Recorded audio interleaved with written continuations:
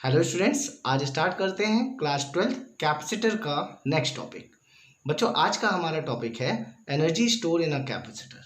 Okay, so heading लगा लीजिए, energy store in a capacitor. बच्चों, प्रीवियस लेक्चर में हम लोगों ने कैपेसिटेंस फाइंड किया था स्फेरिकल कैपेसिटर का एंड पैरेलल प्लेट कैपेसिटर का। सो आज हम लोग energy store in a capacitor first spherical capacitor में देखेंगे और सेकेंड पैरेलल प्लेट कैपेसिटर में। Spherical capacitor. बच्चों, स्फेरिकल कैपेसिटर में जो एनर्जी स्टोर आएगा वो आएगा बच्चों U is equal to Q square upon 2c। अब U is equal to Q square upon 2c, it means कि कैपेसिटर में जो एनर्जी स्टोर होगी वो in the form of potential energy store होगी। वाई?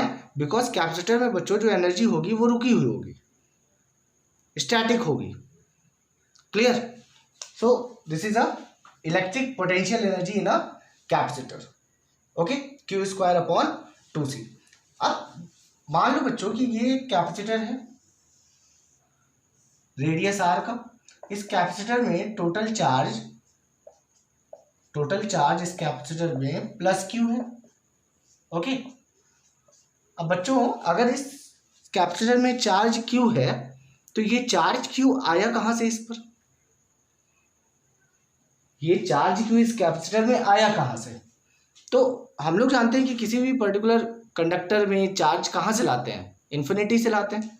सो समझ लो कि एक पर्टिकुलर कंडीशन में इन्फिनिटी से आप छोटा छोटा चार्ज लाके यहाँ पे कलेक्ट करते गए और एक पर्टिकुलर टाइम पर इस कैपेसिटर में टोटल चार्ज प्लस क्यू आ गया। सो क्या होगा बच्चों कि इन्फिनिटी पर एक टाइम पे आप क्या करोगे? डी क्यू चार्ज लाओगे और वहां से ला करके इस कैपेसिटर पे रखते जाओगे। अब क्या होगा बच्चों, जब आप फर्स्ट चार्ज लेके यहां पे आ रहे होगे उस टाइम पे यहां पर नो वर्क इज डन। जब पहला चार्ज आप लेके जाओगे तो कोई वर्क डन नहीं होगा। वाई? बिकॉज यहां पर कोई उसको अगेंस्ट में फोर्स नहीं लगा रहा होगा, वो इजिली वहां से यहां पे स्लाइटली चला आएगा। क्लियर है? बट मान लो ये फर्स्ट चार्ज यहां पे dq आ गया। क्लियर? अब ये यहां पे जब आ गया बच्चों तो यहां पर जिस ओवरऑल कंडक्टर से आप ये dq चार्ज लेके आ रहे होगे वहां पर एक नेगेटिव चार्ज बन गया होगा। उस नेगेटिव चार्ज के बनने से जब आप दूसरा चार्ज लेने जाओगे तो वो नेगेटिव चार्ज उस पॉजिटिव चार्ज को अट्रैक्ट करेगा। इट मीन्स कि सेकेंड चार्ज लाने पे आपको वहां से प्रॉब्लम होगी। और मान लो आप वहां से लेके आते हो तो बच्चों जब उस चार्ज को आप लेके यहाँ पे आओगे तो ये पॉजिटिव चार्ज है। इस पॉजिटिव चार्ज की वजह से उस पॉजिटिव चार्ज पर जो पॉजिटिव चार्ज आप लेके आ रहे हो उस पर क्या होगा?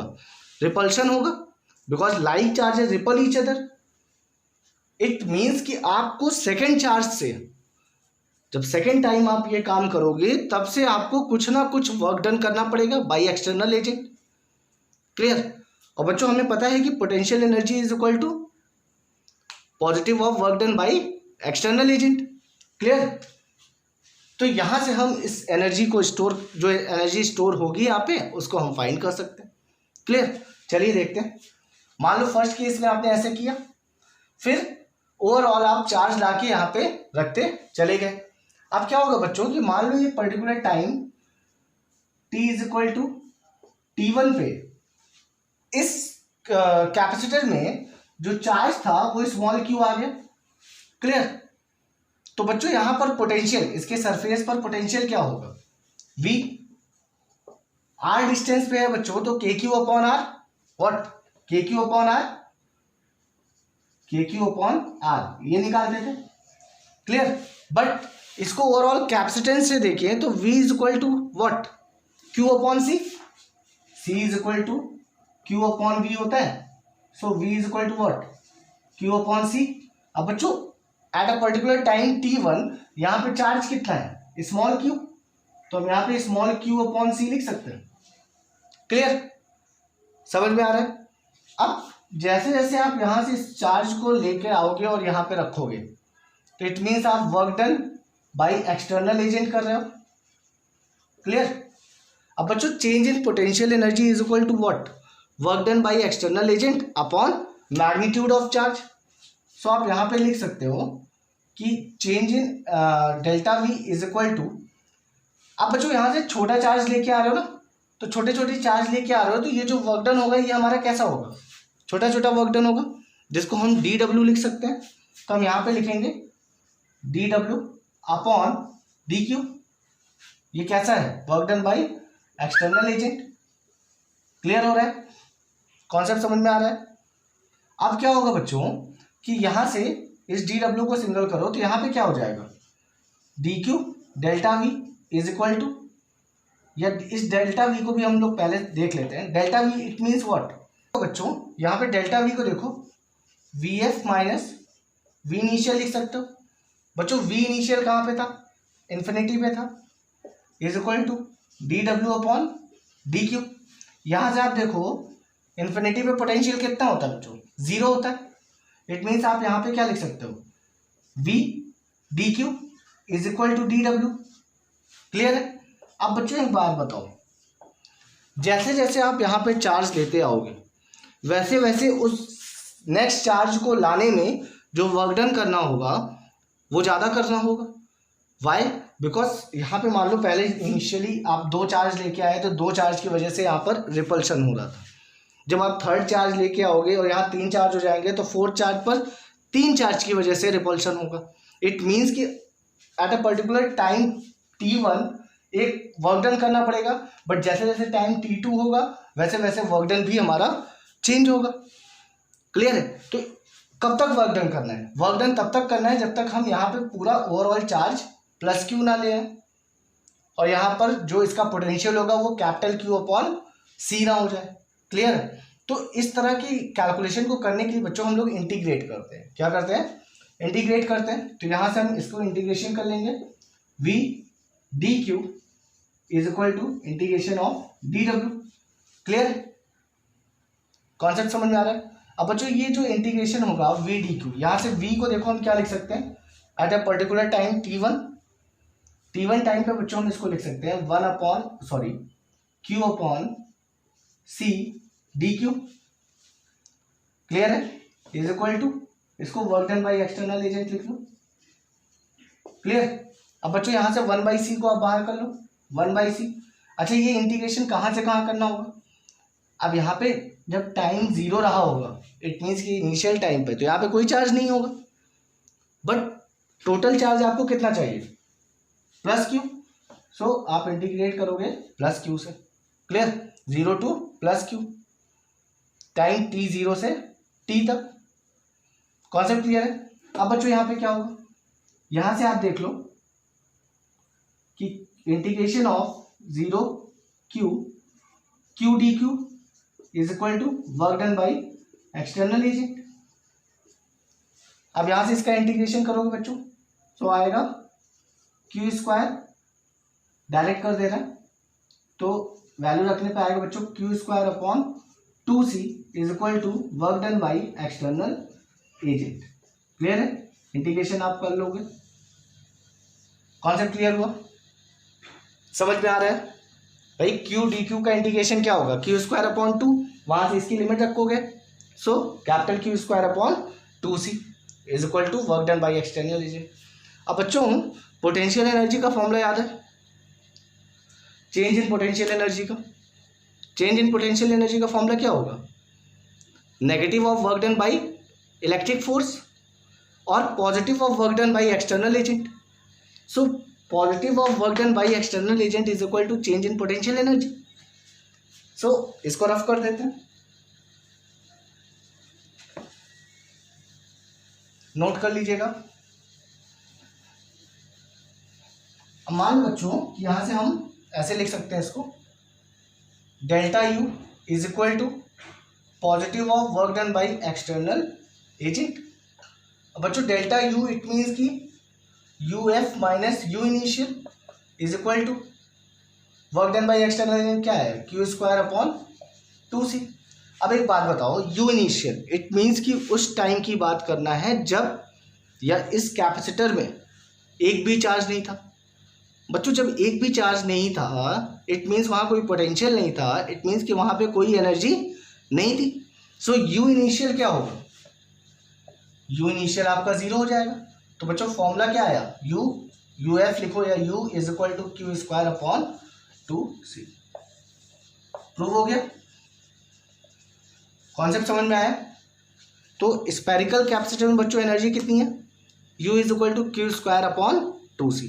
पैरेलल प्लेट कैपेसिटर में भी पोटेंशियल एनर्जी इतनी ही होगी, क्लियर है, u is equal to Q square upon 2c। इसको अलग अलग टर्म्स में भी लिख सकते हैं, जैसे यहाँ पे q और c के फॉर्म में दिया हुआ है, क्लियर। इसको पोटेंशियल और चार्ज के फॉर्म में भी लिख सकते हैं, इसको अलग टर्म्स में भी देख सकते हैं। कैसे टर्म्स, यहाँ पे q और c के टर्म में है।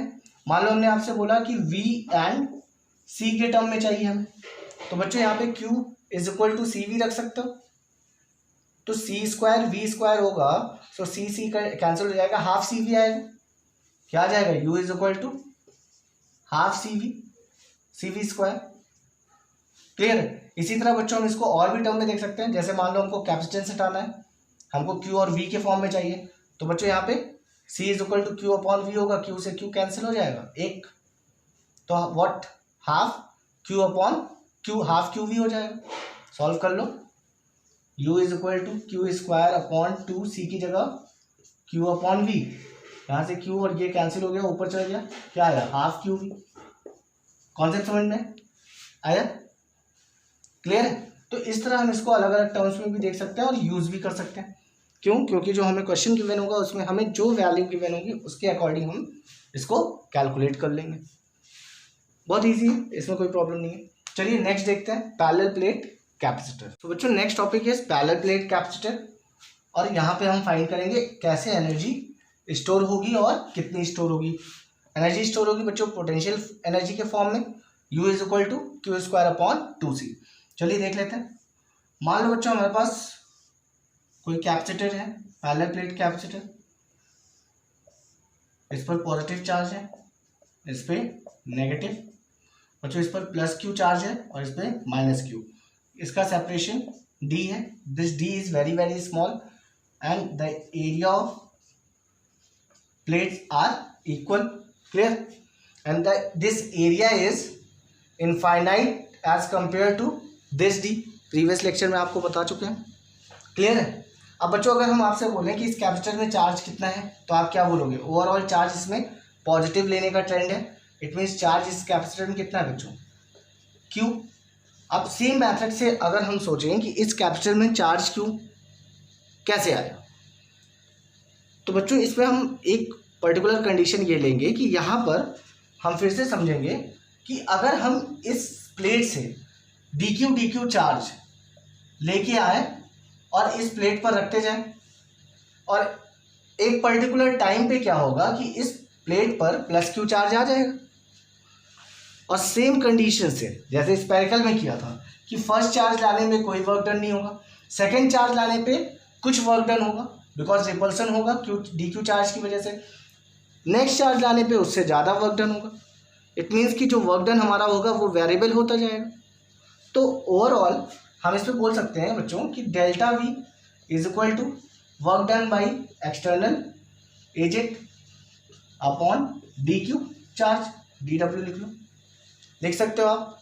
अब यहाँ से बच्चों डी डब्ल्यू is equal to v D Q, clear है, डेल्टा वी को v F minus we initial कितना होगा बच्चों, 0 होगा।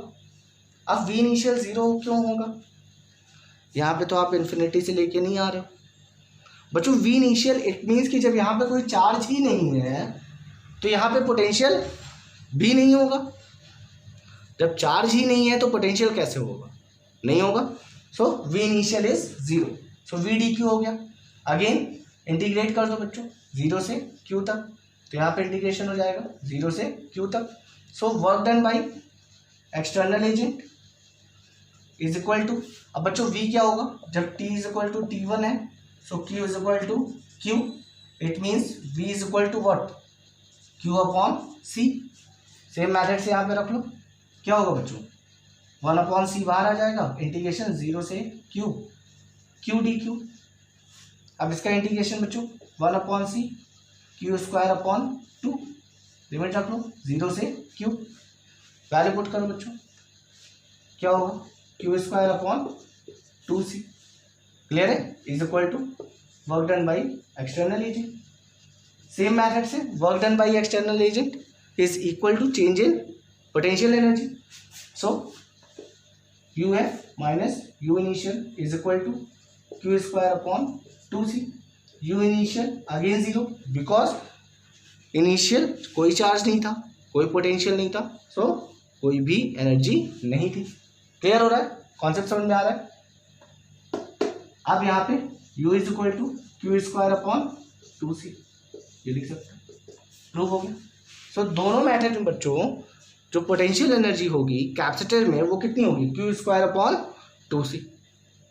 क्लियर हो गया, कॉन्सेप्ट समझ में आया अच्छे से। इसको भी अलग अलग टर्म्स में चेक कर सकते हो आप, कैसे, चलो देख लेते हैं। First in term of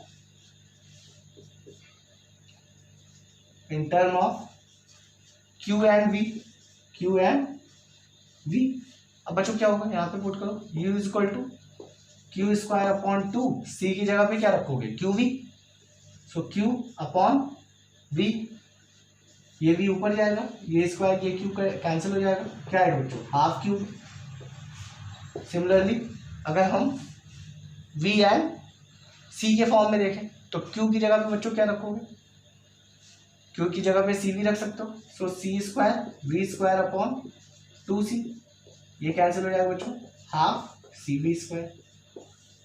concept समझ में आ रहा है, क्लियर, नोट कर लीजिए। तो ये था बच्चों energy store in a capacitor, spherical capacitor and what parallel plate capacitor. Clear है बच्चों, कॉन्सेप्ट समझ में आया, क्लियर हो गया होगा आज का टॉपिक। सो बच्चों नेक्स्ट टॉपिक में मिलते हैं।